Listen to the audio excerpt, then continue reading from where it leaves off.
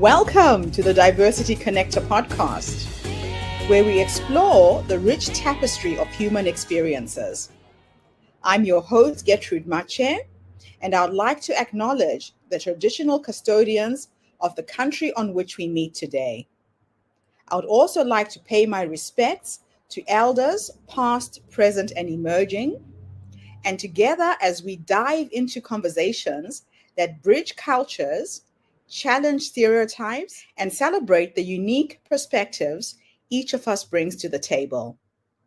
Each episode is a journey through stories and insights from a kaleidoscope of voices, each sharing their colorful narrative.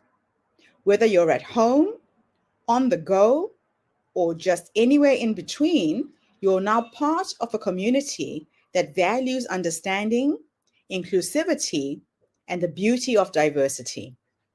So plug in your headphones, get comfortable, and let's connect through the power of our shared stories. Welcome, and thank you for joining us on the Diversity Connector podcast. Hello, everybody, and welcome back to the Diversity Connector. This is Gertrude Mache here in beautiful Melbourne, Australia. And today I am graced with the presence of yet another fascinating guest. Welcome, welcome, welcome to our tribe. Please tell everybody your full name, where you're based, and share your story with us today. Hi everyone, my name is Antifa McDonald. I am based here in Halifax, Nova Scotia, Canada. I am an African Nova Scotian woman, born and raised in the community of North Preston, which is the largest Black Indigenous community in Canada. Frequently throughout my story, you'll hear me refer to African Nova Scotian. Some of you may be unfamiliar with that term, but the term is similar to African American, African Canadian, but it's just African Nova Scotian, as we have a unique story that is unique to the African Nova Scotian experience. So being born and raised in Nova Scotia, my ancestors came here over 400 years ago, and they settled here in Nova Scotia. They descended from slavery. Some of them came straight from Africa. Some of them came from the U.S. and traveled straight here through to Nova Scotia. So when my ancestors arrived here over 400 years ago, the government gave them plots of land throughout the province. Some of them are in the Halifax area, some of them are in the Shelburne area, and all through the rural areas of Nova Scotia. These plots of lands, they weren't the best lands. Essentially what the government did, they kind of gave them the land there in Nova Scotia and essentially kind of put them there to kind of not be prosperous and to basically die. But being the resilient people who they were able to settle and create communities and create descendants of people, and that's how I'm here today. I'm 8th generation African Nova Scotian. Being born and raised in the community of North Preston, I went through many challenges. My community was kind of on the outskirts of the Halifax city, about 30 minutes from the inner city, and kind of out on the outskirts and far from anything. Just to give a little bit of context, it's about 10-15 minutes before you get to the closest gas station or to the closest grocery station. So it's somewhat, people kind of call us super country. I would like to say it's not country because that's where I grew up, so it's not really country to me, but to others it's a pretty country area. And in this community of North Preston, it's a predominantly Black community. Everyone that lives in the community is African Nova Scotian, and we are all related in some kind of way. We are all traced back to the same ancestry. And so we are a pretty close-knit community. We know everybody. It's an area where if I were at the playground or if I was up the street doing something that I wasn't supposed to do, best believe before I got home, my mother would know. And being that our community is an African Nova Scotian community, and in Nova Scotia, if you're unfamiliar with Nova Scotia, it is on the east coast of Canada, one of the smaller provinces. And it's a lot smaller than the larger cities like Toronto or Vancouver. It's a pretty small province. And up until I would say about 10 years ago, the province was predominantly just Black and white. You may had some other people who kind of immigrated here, but majority of the population, you were either Black, you were either white, with the majority being white. So we faced many challenges being the minority, and just with those same stereotypes that are present across the world. Those same stereotypes are existing here, and there are also different ones that exist here also. And so within our communities, we never really had much in our communities. Our ancestors had to fight for everything that they have. So our families did not come from wealth. We did not come from a place of privilege. Everything that we have in our community, we had to fight for. We had to work hard for. And although the community is pretty prosperous to this day, it's been a journey and it's been a long time coming. And it's a consistent fight for equal access to anything, whether it be education, employment, resources. Our communities were definitely placed at a disadvantage to our other counterparts here in Nova Scotia. So for me growing up, I'd like to say that I'm from a rather privileged home in the community. My family was they weren't a wealthy family, but they were pretty well off being in the conditions that they were. So my mother, super educated. She's now a principal supervisor with the Halifax Regional Center for Education, which is the school board here in Halifax. And then my dad actually is an immigrant from Jamaica. So he migrated here over, I want to say 30 years ago, which is before my time, here in Nova Scotia. And he got about my mom, and that's my family. Being the youngest of two older brothers, I kind of had high expectations set upon myself. There wasn't really room for me to fail. And that comes with a lot of pressure. With my mom being as educated as she was, and my family being who they were super keen on education and super keen on, breaking those barriers and not being a statistic and not being what they expected us to be. Being here in Nova Scotia, there are a lot of stereotypes that, African Nova Scotians, they're uneducated, or they can't talk, or they're illiterate, or, they don't have any education, or they're not meant to be anything but, a drug dealer or involved in criminal activity. But that is not us. That's who they want us to be, and that's who they make us out to be. But that is not us, and we do not carry that legacy.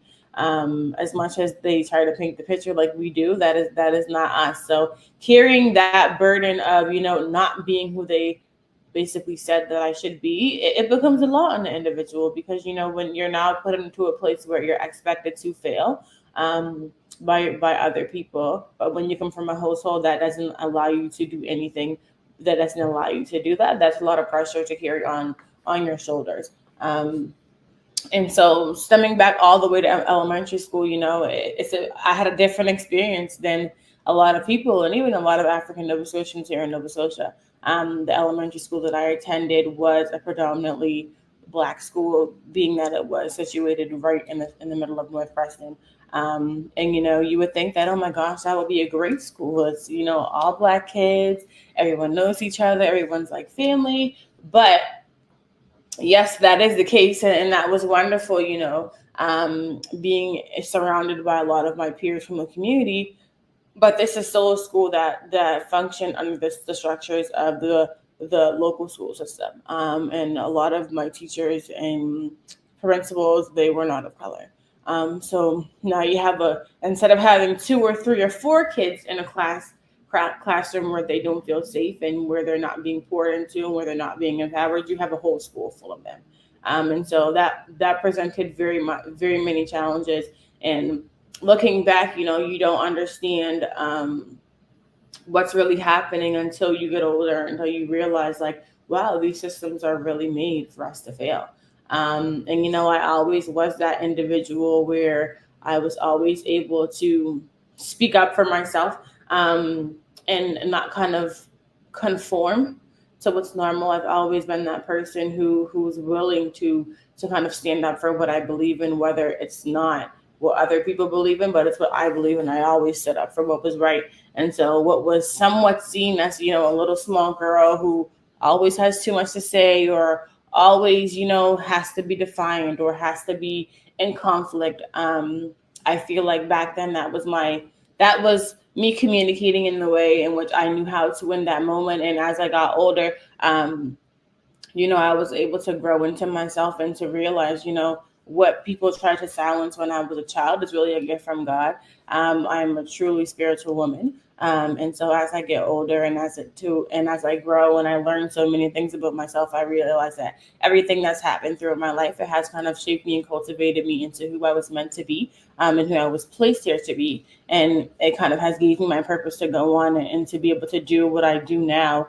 Although there were many challenges, there were days when I was like, why can't my life just be easy?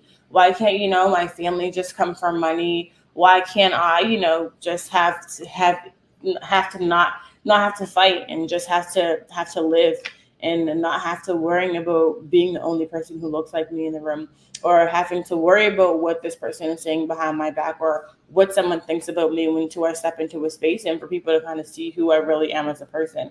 So as I got older, I started to grow into that. And so throughout my high school years, I faced many challenges,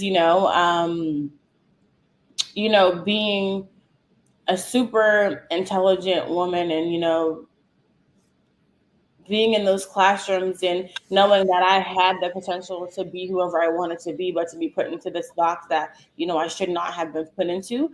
But throughout those years, that was when I realized, people really think that I'm not intelligent. Like, people really think that I'm unable to do anything with my life.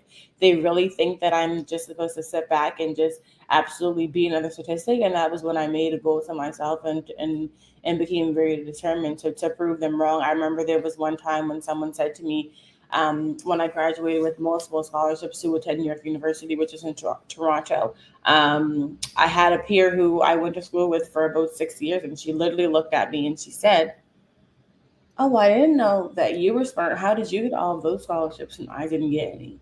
And that just stems from those stereotypes where this person who I literally was in the class with for 6 years, she thought I was illiterate. And, I don't know what made her think that, because I received very good grades when I was in high school, but that was something that kind of hit me to the core. Like, you really thought that I was really unable to do things just because I was Black and just because of where I came from. And so that was when all of those challenges and those traumas kind of gave me that push that I needed. Is this what inspired you to become an advocate for equity, diversity, and inclusion, particularly within the African Nova Scotian community? Yes, it definitely is what inspired me. When I first transitioned into university, my first career goal was, I always was saying, like, through all of my years, I said I wanted to be a criminal lawyer. I want to be able to represent my people and to ensure that, they're not being treated differently. And so I actually fell into the program of human rights and equity studies, and I knew that I always wanted to stand up for community. I think as I got older, what was revealed to me is I didn't know in what capacity I was going to do that. And so as I started studying human rights and equity studies, that was when I truly fell in love with the topic. I learned so much, and I was able to actually understand the meanings and the thoughts and the concepts behind what was happening to me and my African Nova Scotian community back home in Halifax, Nova Scotia. And I feel like that's what became my fuel. I knew I wanted to fight for my community, but like others, you want to do things in life, but sometimes you don't always have that educational background to back that up. So once you're able to learn things, and now you have gained that knowledge, and you're able to provide a little bit of context of what you're actually advocating for, it becomes that much stronger. That's amazing. So can you share your approach to devising and implementing effective EDI frameworks within organizations?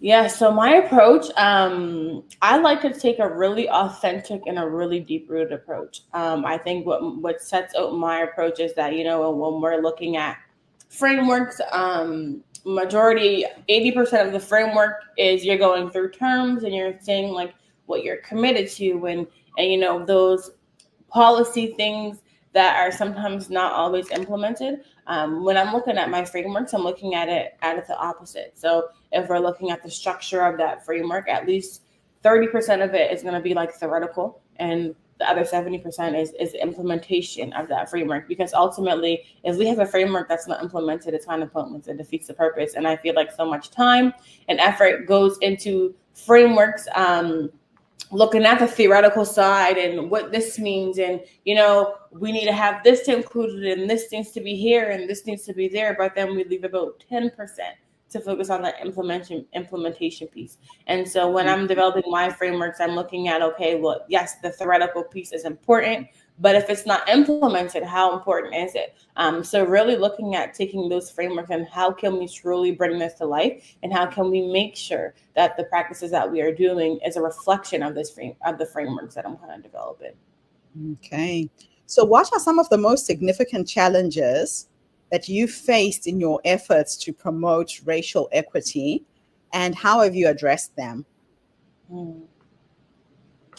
I think one of the major challenges that I face is, especially here within the last, I would say 3, 4, maybe almost even 5 years, because time has been going so quickly. There has been this huge pressure on organizations and businesses and large structures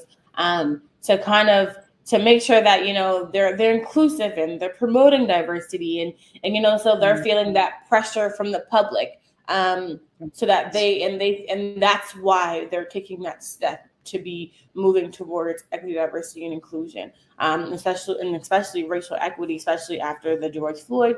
Everyone felt that pressure that they need to be promoting these things. And so that pressure has forced many people who don't really care to pretend that they have to care.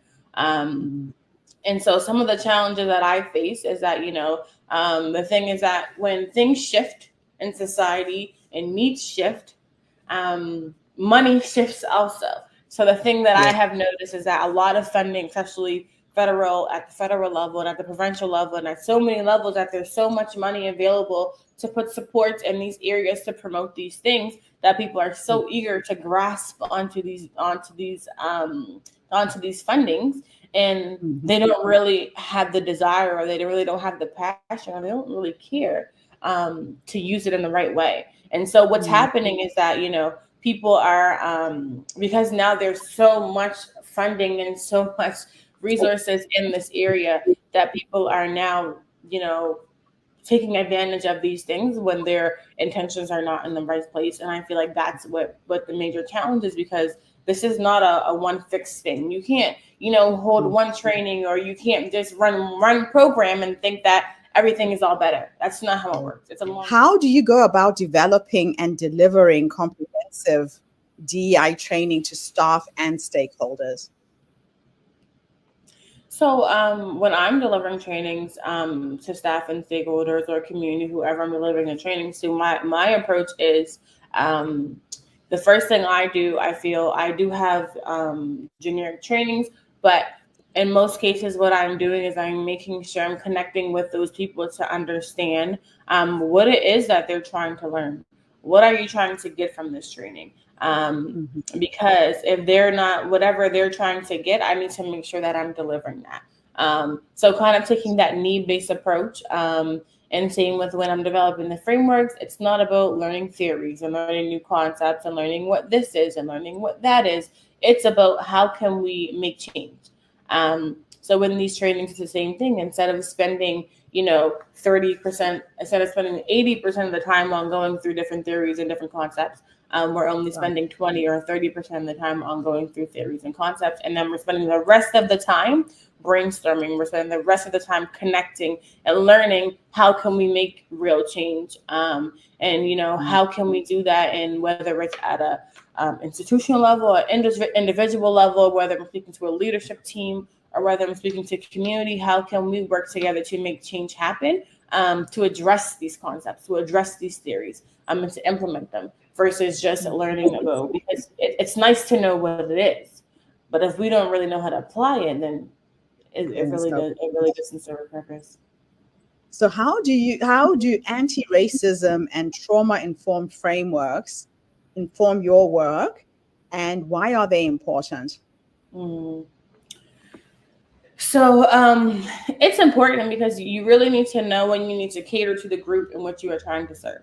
And so speaking to the African Nova Scotian context, which is mostly what I speak to in majority of my cases, it's about that constant learning, that constant commitment. It's about that reevaluation of learning. And so one of the things, especially when we're talking about trauma informed, I constantly speak to this concept of post-traumatic slave syndrome. And I encourage, if anyone that is unfamiliar with that syndrome, they really need to look into it, because if you're trying to serve groups like African Nova Scotians who do carry a lot of the pieces of this syndrome and may not even know it because they're unfamiliar with this syndrome, then you understand why the community is the way it is. And it's important, if you're trying to serve these communities, you need to understand how they function, and the traumas that has shaped them into who they are.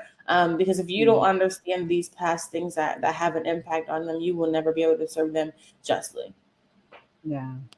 So can you discuss a time when you successfully forged a partnership that significantly amplified the impact of a project or an initiative? One time, I'm someone who, I'm a champion of partnerships. I'm a champion of working together in collaboration. And there's power in numbers. And there are so many different people in community that you really have to connect with. And if you have people who you're able to partner with, you're able to increase your impact. And spread it broadly. And so a lot of my work that I have done, especially with the last position in which I was in, where I developed and implemented literacy programs, a lot of that was based off of that partnership piece. Especially when you're introducing new things to community, that community is not yet that interested in, or this is something where they're struggling in this area. It's important to meet them where they're at. And sometimes that does mean connecting with different people and different organizations and places where they are comfortable. And that's how you will reach them, versus coming in and using that, that savior complex. It's important to partner with community to kind of be able to reach as many people as possible. Okay. How do you conduct needs assessments, and what strategies do you use to cultivate both external and internal relationships? Needs assessments. I use a very different different strategy for my needs assessments. I like to go and to speak to those people who often are not really spoken to. So when I'm working in a new area and I'm working with a new group, the first thing I'm going to do is get in the community. I can't express that enough. Some people, when they're starting to work on a new community project, they're like, okay, well, I can get on Google, I can search this, and Stats Canada is going to teach me this, and I'm going to interview this leader and that leader. But the most important information comes from community. And so the approach that I take is it's the very ground up approach.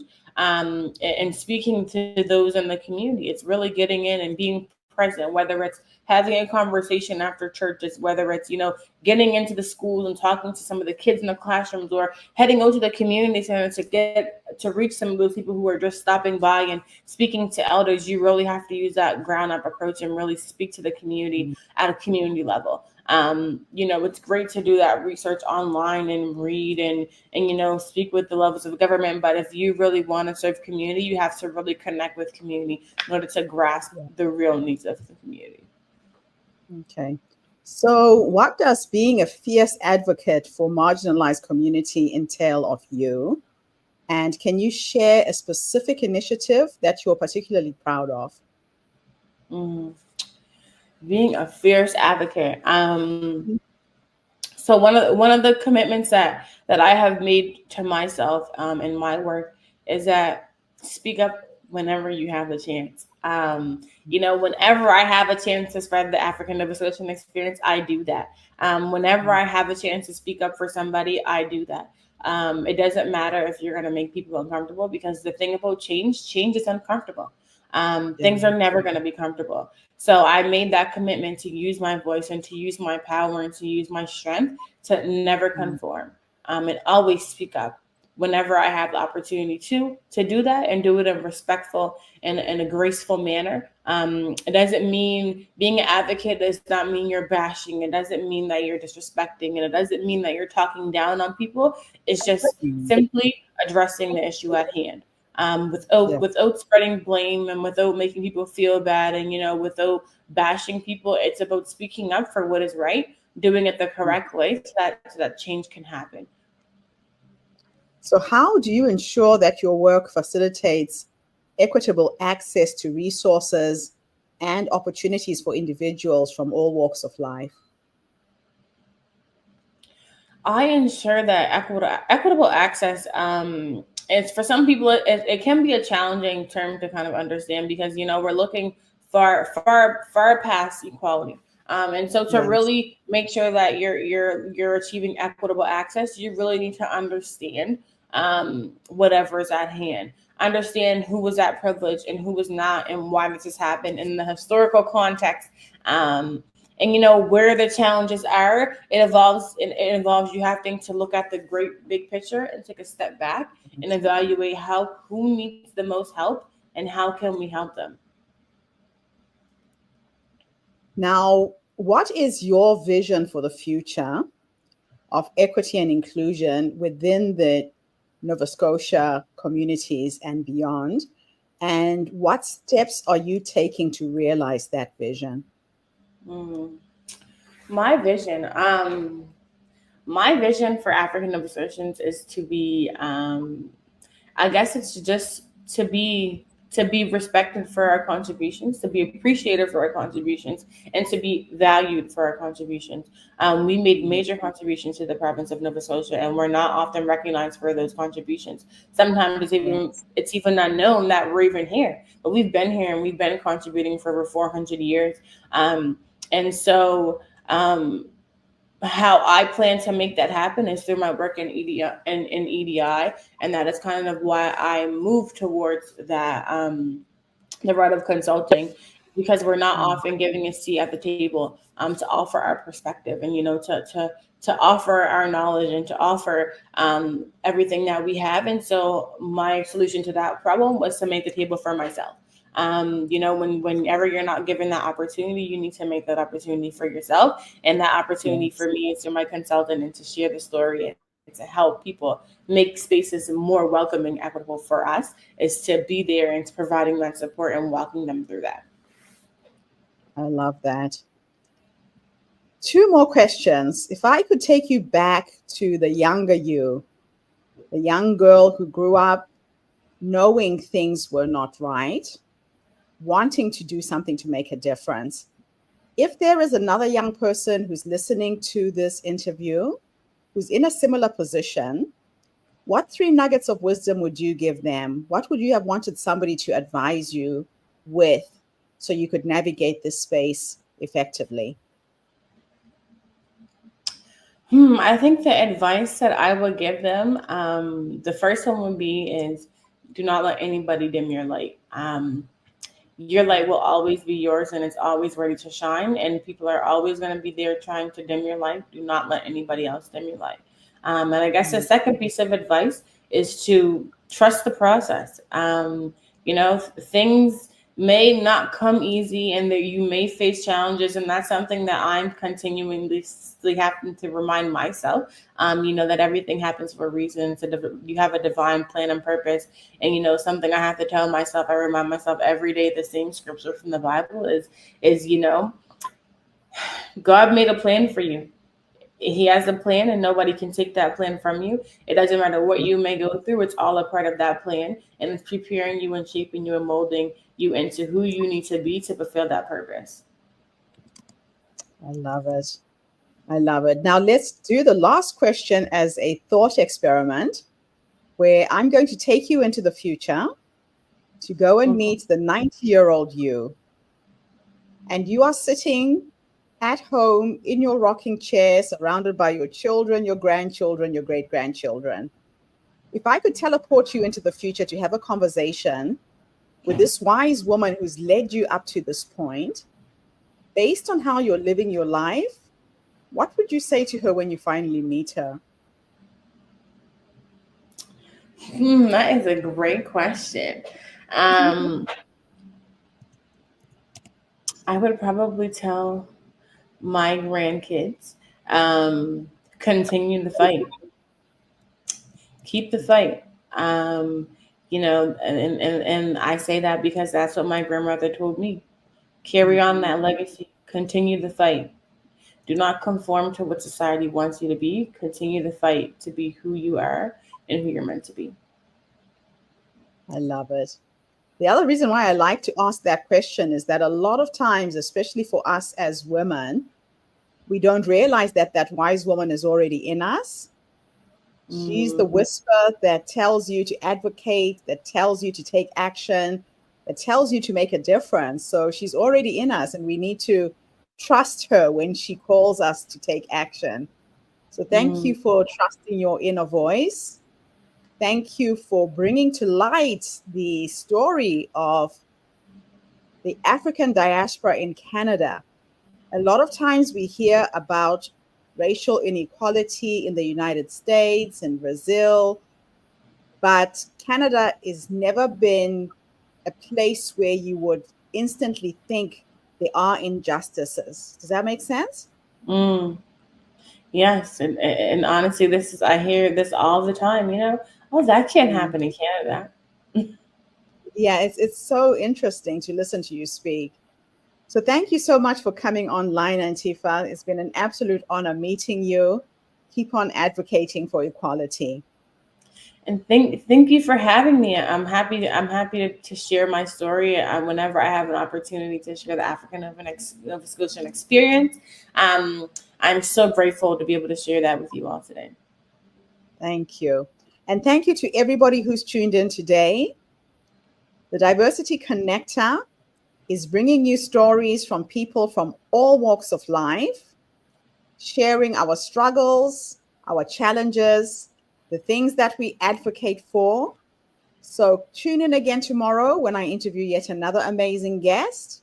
In the meantime, have a fantastic day, morning, or evening, wherever you are in the world, and bye for now. And that's a wrap, everybody, on today's episode of the Diversity Connector podcast. Thank you for tuning in and being part of our vibrant and global conversation.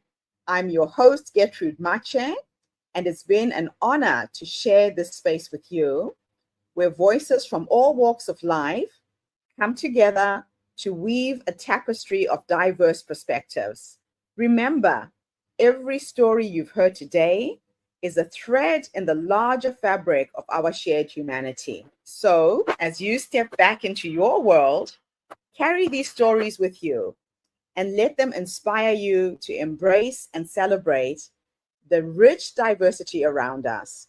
Don't forget to subscribe, rate, and review our podcast to help us share these inspiring stories with more listeners. Do follow us on social media by looking for the Diversity Connector podcast for more updates. Until then, keep connecting, keep listening, and keep celebrating the beauty of diversity. This is the Diversity Connector podcast signing off. Stay curious, stay open, and definitely stay